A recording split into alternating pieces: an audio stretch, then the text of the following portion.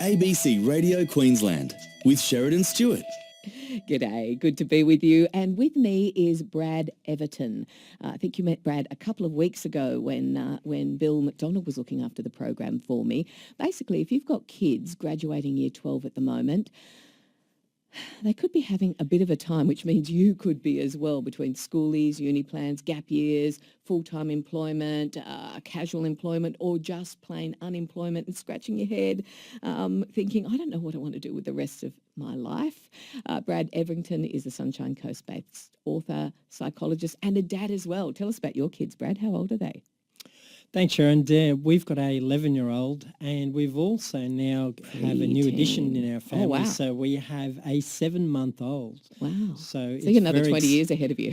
Oh, absolutely. So very exciting in the Everton household. We have 2 children in different stages as well too. So, yeah, and radically different stages of their development. How does your book On Track Parenting, the missing manual that should have come with your child, I love that byline, how do you help us when it comes to transitioning kids from school to the real world? Yeah, it's such an important time in their lives, as a teenager, and because there's so much that's happening, and it's that whole transition on the one end that they're celebrating the end of their senior years of school, which is fantastic. On the other end, they're also trying to figure out, well, what do I do for the rest of my life? And there's some really big questions around that. It seems that over the last maybe decade or possibly even longer, the expectations around leaving school are getting into a bit of a grey area. There used to be multiple ways people left school, and it seems now more and more kids are staying right through the end of year 12, but not necessarily going straight into university or straight into a full-time job. So there's sort of like some lost years there. It takes a little while for some of them, not all of them obviously, to find their feet. Oh, absolutely. And now what you find is a lot of students or teenagers may take a gap year or a gap year. I used to also work at a university in a previous life, Sharon, and what we'd found was for some of the students, by taking that gap year or gap years, it allowed them to go and get some life experience, and it gave them the opportunity to go and find out what it is that they really want to do. On the other hand, you have some students that know exactly what they want to do, and so for some of those people, that's fantastic. And I'm thinking about the ones that sort of fall through the crack, the third hand, which is I've taken a gap year, I don't know what to do, I'm going to sleep all day, stay up all night, sit on my computer and feel quite isolated. And there's the potential there, I would imagine, for depression, anxiety, worry about the future to kick in. Is there anything that we as parents, caregivers or just friends can do to help young people through that phase if they don't have a real focus on how to spend their gap year? Yeah. One of the things that I talk about in On-Track Parenting for parents is the importance of staying connected. It is just so important, and I share some tools, tips and strategies in On-Track Parenting on how to do that.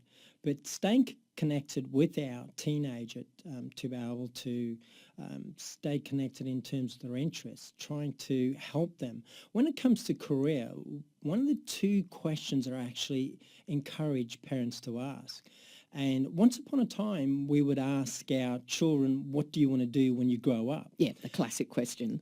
Absolutely. And now what I encourage parents to do is, because the world of work is changing so often, 2 questions that I encourage parents to ask is, and the first is, what would you like to do, or what big problem would you like to solve? So that's just a different slant on it. It's a different take. So what big problem would you like to solve? The other question that I encourage parents to ask when they're having these conversations with their teenagers and in terms of trying to stay connected with them is, what population group would you like to help or serve? So for myself, in terms of writing On-Track Parenting, I want to empower parents. So that's 2 different ways that you can approach it. In terms, another, what we could do is look at it in terms of strengths.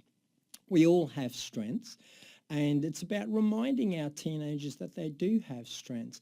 The idea behind it when it comes to career is to try and get them to link those strengths to a career path, but also put a support network around themselves as well too. There's lots of support out there if a person is in the cracks and they're not sure what they want to do. There is a lot of support out there in terms of guidance counsellors. There's a lot of online support as well too.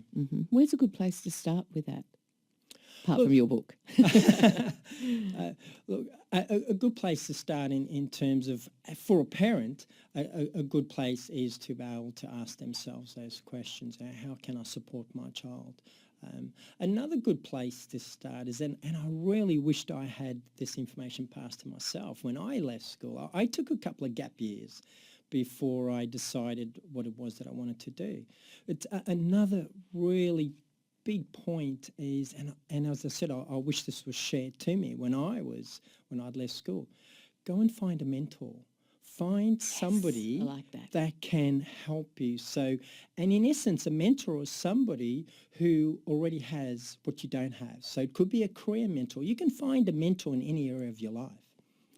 Sometimes I wonder if looking sideways, like rather than career, like maybe finding a mentor in, say, martial arts, if that's a strong interest, will give that young person sort of a sense of, feeling centred in their own life, even if they're not sure about what career path they want yet. Can that be a positive? Oh, absolutely, absolutely. A mentor, and the key thing with the mentor is to go deep. Ask lots and lots and lots of questions. A mentor will support you if they know that you are genuinely wanting support and you're genuinely wanting to move forward in your life.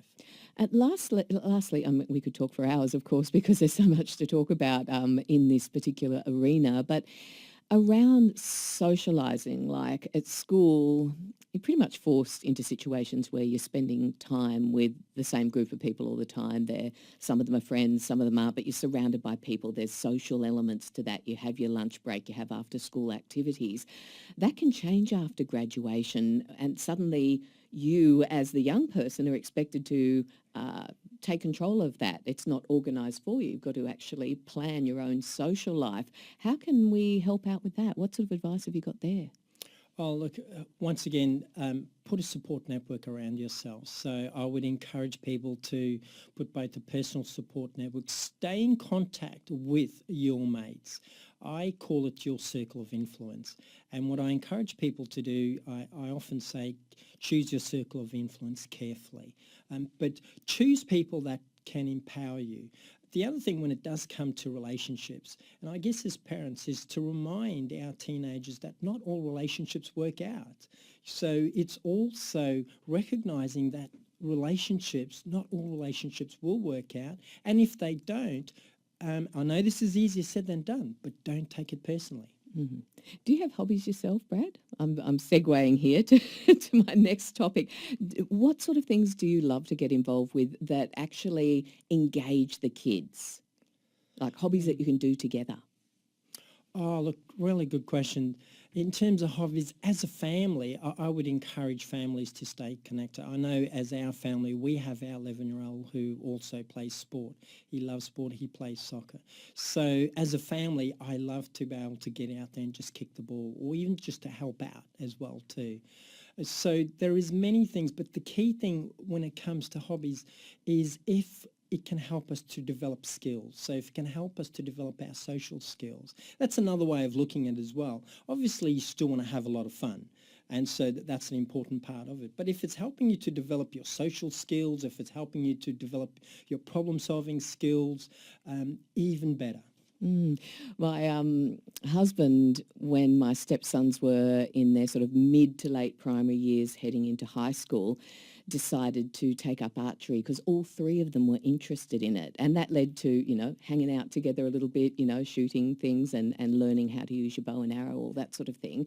It also meant that we went to one or two medieval festivals, which might just sound like a bit of fun. We didn't go as far as, well, we did dress up once, but we didn't become medieval costs people. We didn't get fully tilted into the costumes. But one of my boys became really interested in the blacksmithing, and that has actually gone on to become a career for him.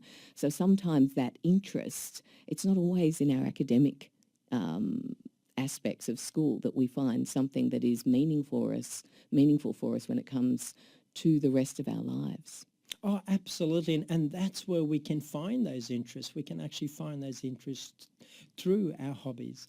It could also help us to, particularly if it's something we enjoy, it can help on so many different levels too. It can help us with our self-esteem, our self-confidence. So in so many different ways, it can help us in our personal lives. It can help us, as you've just indicated, in our professional lives as well too. So if you do have an interest, if you do have a hobby, go out there, pursue it, and give it a go, and who knows where it could take you. Brad, lovely to have your company this afternoon. Nice to meet you in person, and I appreciate you coming into the studio because it's always fun to do a little bit of a face-to-face. Brad Everton is a author, psychologist, and a proud dad too. Congratulations on the new edition, Brad. Talk to you soon. Thank you. Thanks, Sharon.